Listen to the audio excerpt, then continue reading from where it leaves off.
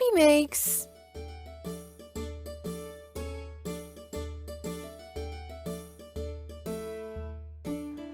Hey there and welcome roommate people, welcome back to my YouTube channel. In this video, I'm going to show you how I transformed my IKEA dresser into a Harry Potter inspired trunk dresser. So before I'm going to show you how I transformed the dresser, I am going to show you some of the things I used. The dresser I used is from IKEA, it's a rust dresser. You could of course use any dresser you want, but I do recommend one you can easily paint. All kinds of embellishments like locks, luggage handles, decorative nails, and how about these two cool necklaces which say Muggle worthy. Do make sure you've also got art supplies like paint, brushes, and tools like a hammer and a screwdriver, things like that. So it took me quite some time to find all the things I wanted for my drawers, but once you've gathered all your supplies, the fun really starts. Before I'm going to assemble the whole dresser, I'll first decorate the fronts of the drawers. The first drawer is going to be yellow, inspired by Newt Scamander's trunk. And I'll be decorating it with these embellishments like this lock, which looks just like the ones on Newt's trunk. I'll be using these necklaces which say Muggle worthy. Just a quick and simple tip is to place the drawer on a couple of bottle caps to raise it from your workspace.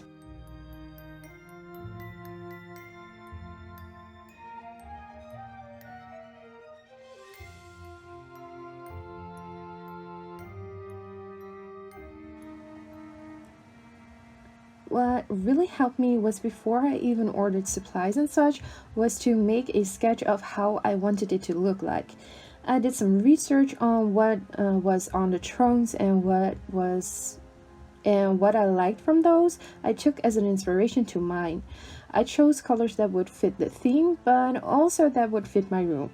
And based on those inspirations and based on those decisions, I searched for supplies online. You can search in craft stores, hardware stores, AliExpress, basically anywhere. So the first thing I did is I gave the drawer a good couple of layers of paint.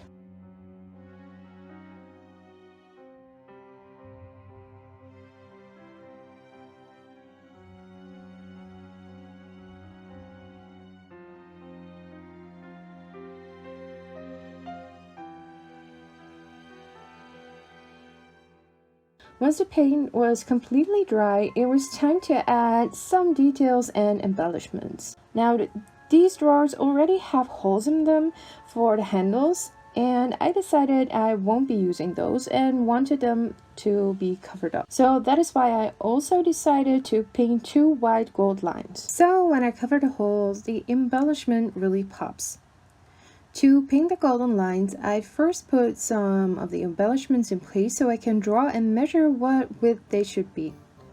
Since this was going to be my Newt Scamander inspired drawer, I decided to cover the handle hole with the Muggle-worthy keyholes. So, therefore, I also wanted the golden lines to be wider than those.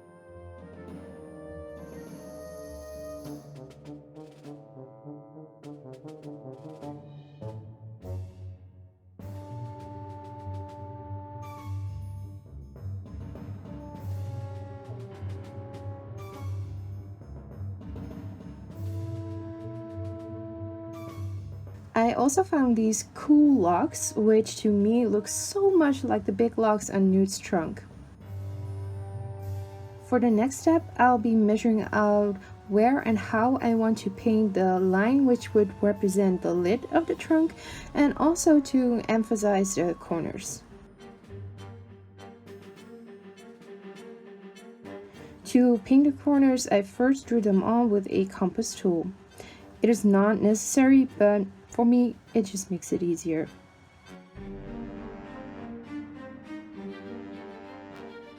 For this, I used a fine paintbrush and a dark gray paint.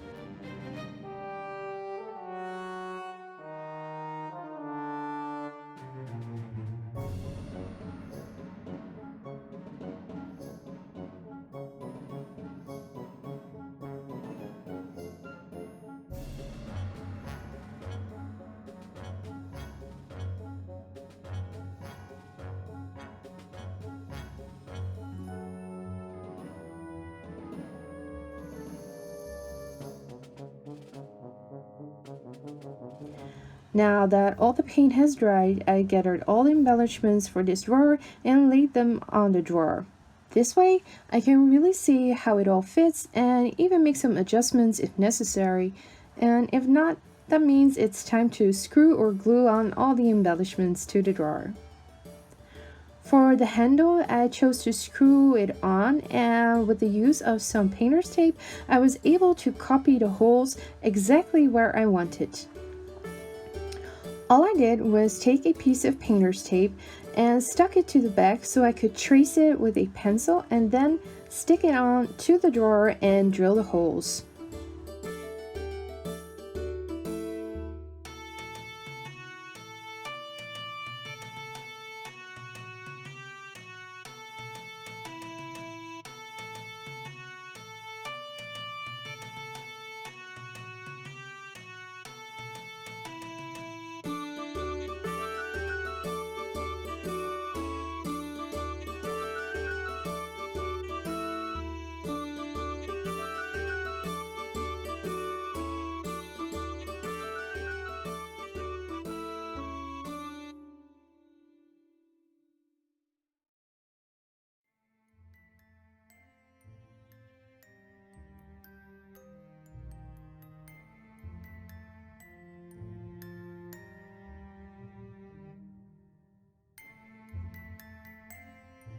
Next was to add the muggle-worthy keyholes, and as I said before, I used those to cover up the original handle holes.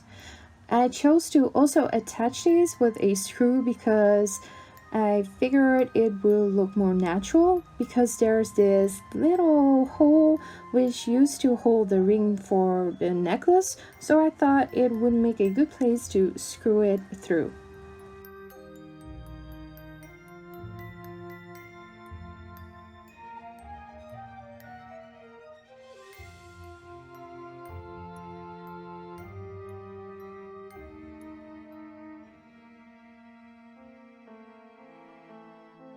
Doesn't it look so cool already?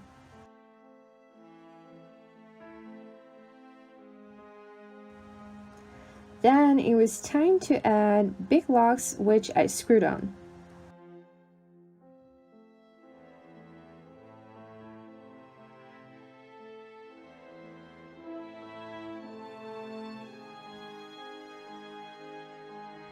The last thing I wanted to add to this drawer were some decorative nails, which gave me some trouble because first I tried hammering them in, but I was afraid of damaging the design on the nail, so I then tried drilling a hole first and then hammering them in, but that didn't work as well.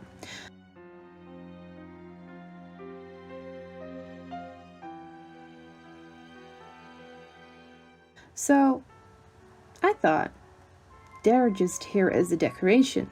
So I figured, why not cut off the nail part and use a glue gun to glue them in place.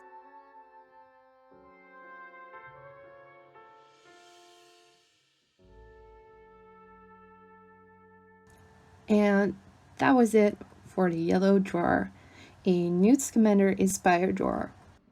The pink drawer, I wanted it to represent Harry's trunk. And since Gryffindor has a red and golden theme, I thought this would be fitting. I started with a good couple of layers of paint, and once the paint dried, I measured where I wanted some golden lines.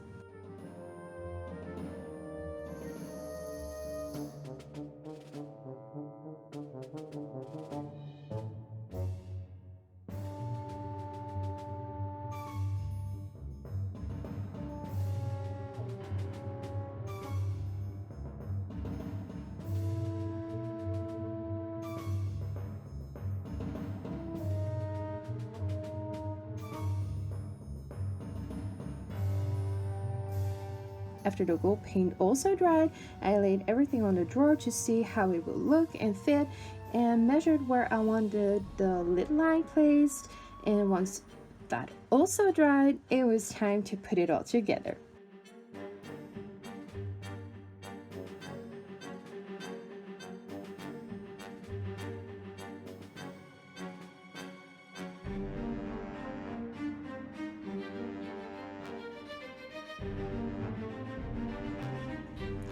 Some pieces I screwed on, some pieces I glued on, and again I used some painter's tape to mark out where the holes for the new handle should be drilled.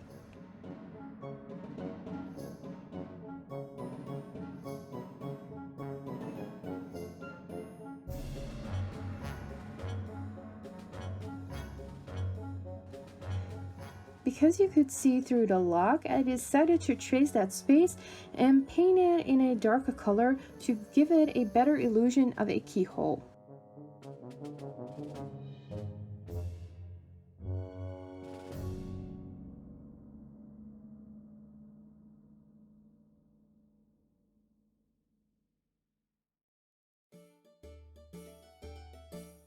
I used the chunky nails to cover the already existing handles, and again I cut off the backs and glued them on.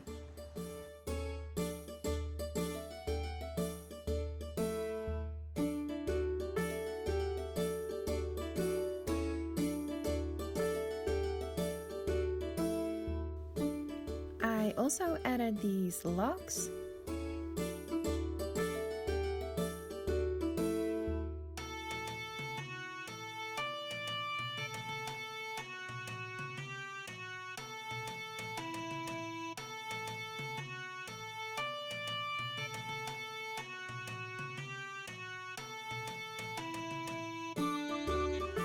Last thing I did with this drawer was I took two foam letters, an H and a P, and decorated them with red and gold glitters.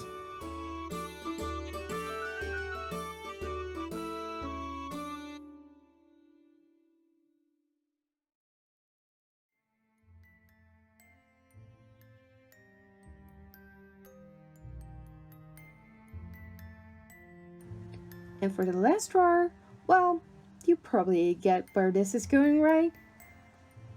That's good, because I lost some of the footage. Whoops. Anyway, this was an all Hogwarts inspired drawer, and I decided to give it a pattern, so I painted a darker blue-gray diamond pattern all over the drawer once the base coat dried. Once the pattern also dried, I added the gray lid line and attached all the embellishments, like these two small belts to cover up the handle holes that were already existing, and these wooden letters that spell Hogwarts Alumni. So once that drawer was also done, it was time to put the whole thing together. And this is what it looks like now.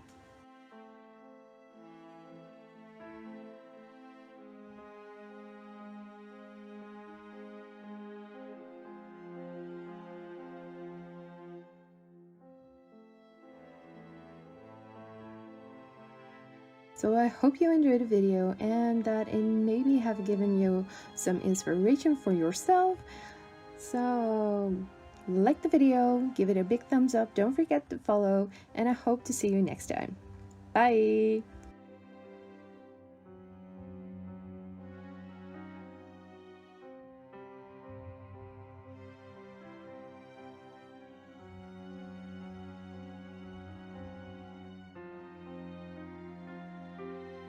For more ideas and free printables, please visit my blog puppymakesdiy.blogspot.com. If you have any ideas or requests on what I should make or bake next time, please let me know in the comments down below. Also, you can follow me on Twitter, Instagram, Facebook, and Pinterest.